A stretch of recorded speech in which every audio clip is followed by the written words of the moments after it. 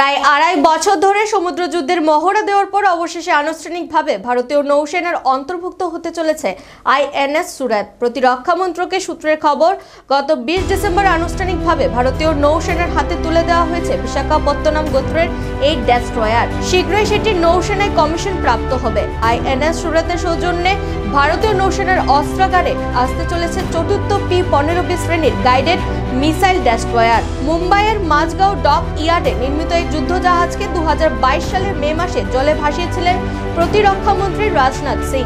তারপর থেকে ধারাবাহিকভাবে সমুদ্র যুদ্ধের অনুশীলনে ব্যস্ত থেকেছে সুরত।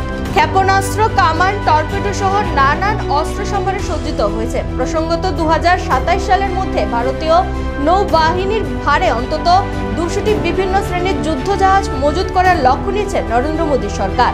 নতুন যুদ্ধজাহাজগুলির বড় অংশই কোচি, মুম্বাই, কলকাতা সহ দেশের বিভিন্ন ডাক ইয়ার্ডে তৈরি হচ্ছে।